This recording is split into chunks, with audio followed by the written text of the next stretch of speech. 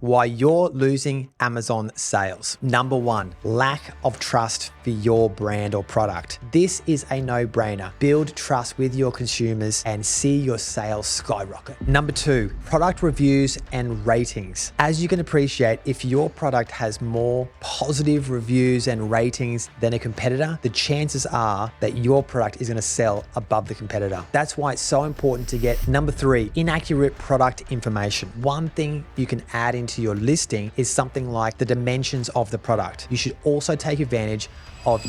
I'm Matthew Fraser, and this is Amazon Ecom Secrets. I'll be sharing with you the secrets that helped me go from millions in debt to an 8-figure entrepreneur. If you're ready to escape the 9-to-5 and live life on your terms, let me show you the way. The 10 reasons why you're losing Amazon sales. Number one, high shipping costs.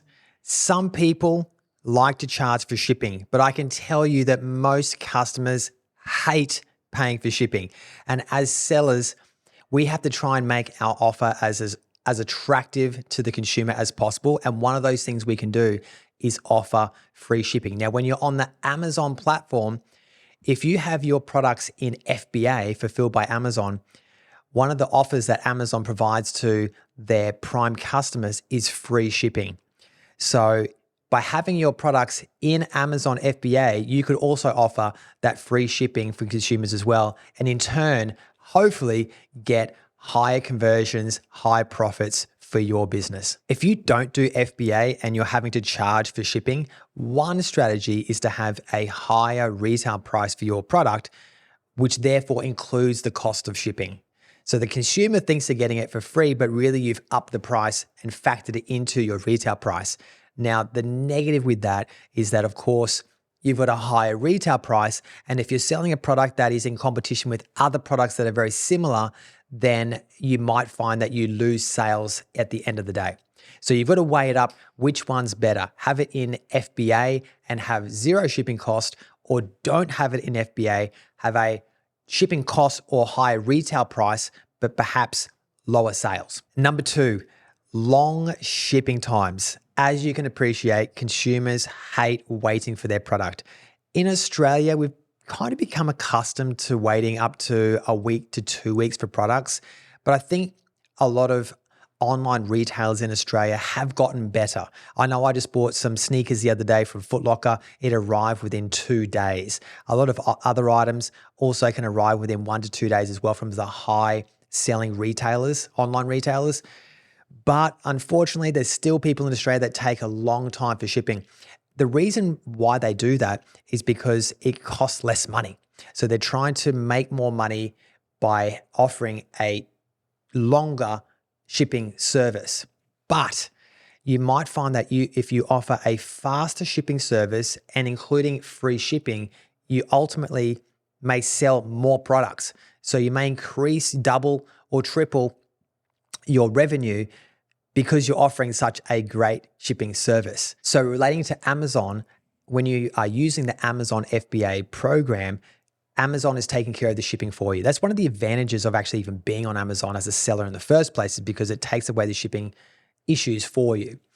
Now, of course, as an Amazon Prime member, I mean the consumer is a Prime member, they can have free shipping. And Amazon also provides different options for the customer. So it might be free shipping. If they're not a Prime member, they might offer a cost-based shipping service, and it might vary between expedited and standard. And it's then up to the consumer to decide how fast they want the product to arrive to their home based on the costs. Number three, unclear return policy. You know, when you're going to a website and you're not sure if you can return a product, if it's faulty or if you don't like it or if it doesn't fit right, you probably just won't buy the product in the first place because you don't want the hassle of having to return it if you need to. That could be a big problem for you. Now, within Amazon have a very clear return policy, and that's why they sell so many products, because they built up so much trust with the customer. Now, with Amazon, generally speaking, you can return the policy within 30 days without any questions asked. So as Amazon is offering a 30-day return policy for most items on their platform, this is so easy for sellers because now you don't have to deal with it Amazon will facilitate the entire return process and refund if it's applicable on your behalf. Number 4, inaccurate product information. As you can appreciate, if your product is not described correctly, it's going to be a big problem because then you're going to get more returns, especially once the customer receives something and if it's the wrong color, the wrong size. So one thing you can add into your listing is something like the dimensions of the product. Now, something I've seen before is if you're selling on the USA platform, you want to make sure that your dimensions that you've listed for the product are in inches. I've seen this all the time. Australian sellers often put it in centimeters, but Americans think in inches. So that is something that you should definitely not make the mistake of doing because you're trying to cater for that particular market and make it simple for them to know the product size. This in turn makes it simple for them to make a choice about buying your product. The other thing you should do is have the best photos you can possibly have. I always say to people, look, people aren't going to a store to pick up your product and touch it and have a feel of it. If it's online, the only way they can tell if they like the product is through the images. So you want to have the best images possible. And if you're someone who also has brand registry on the Amazon platform, you should also take advantage of using the video content. The video content is going to take it one step further in helping the customer decide if this is the right product, because you can also then have people using your product in the right context. It really helps increase your sales. One of my tips for photographs is don't be cheap.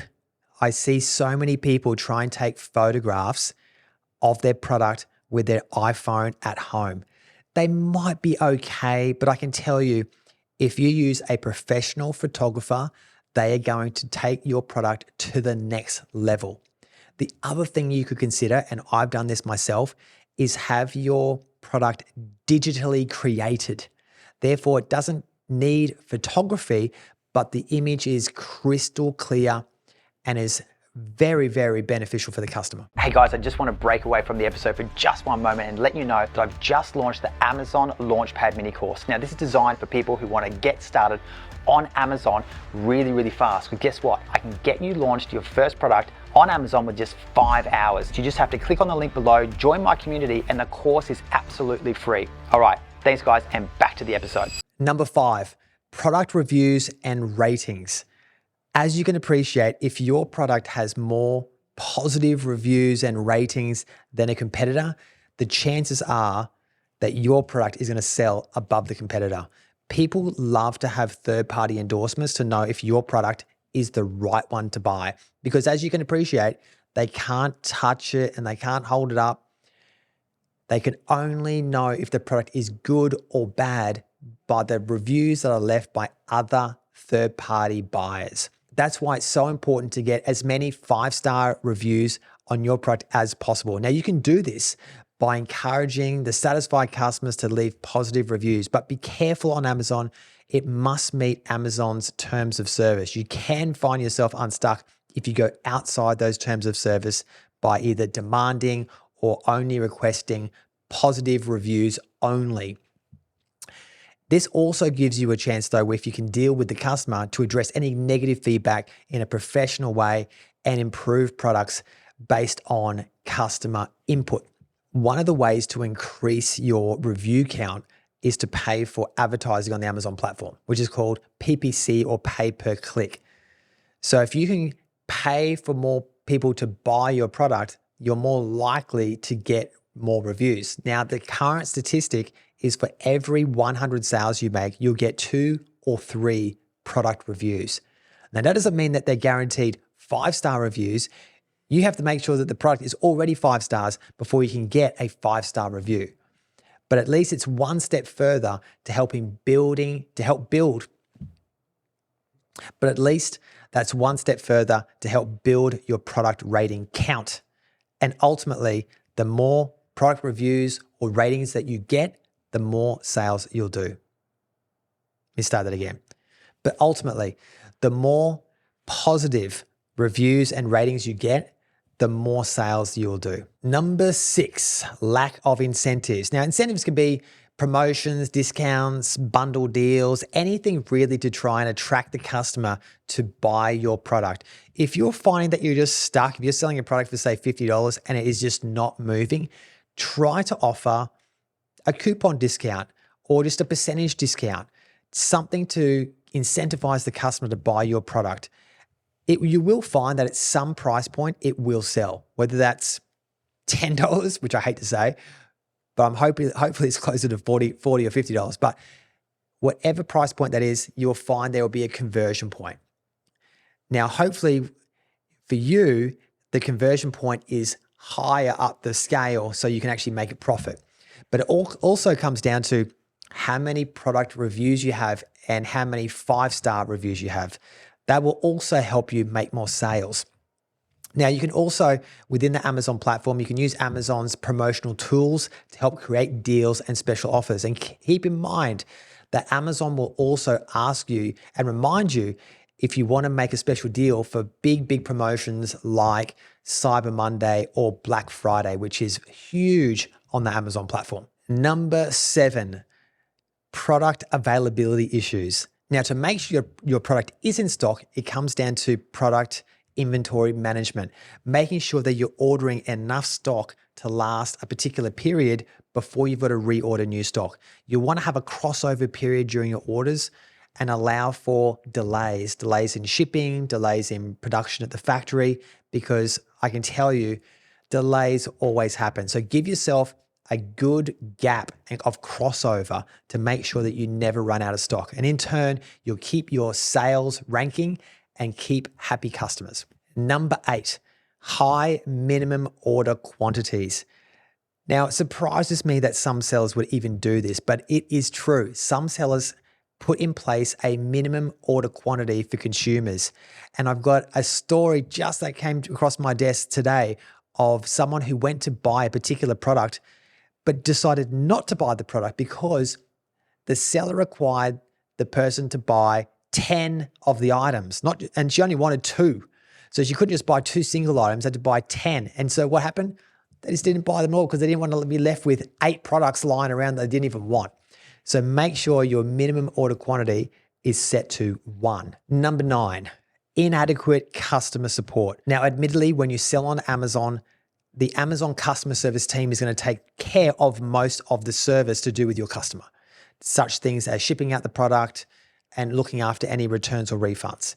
However, there may be things that come up along the way, either it be a faulty product, and maybe they reach out to you directly because you've got your company email address on the package or on the insert of the product. They will reach out to you with their issue. Make sure you respond to them and offer a great customer service experience, because in turn, you want that customer to leave a positive review on the Amazon marketplace. So don't think that because perhaps you're not dealing with the customer through Amazon, that somehow they can't come and leave a review for you, because they can. And the review equals money. Number 10, lack of trust for your brand or product. Now, this seems obvious, but you ultimately want to build up a strong trust relationship with the consumer. Ideally, you want consumers to come back and buy from you over and over again.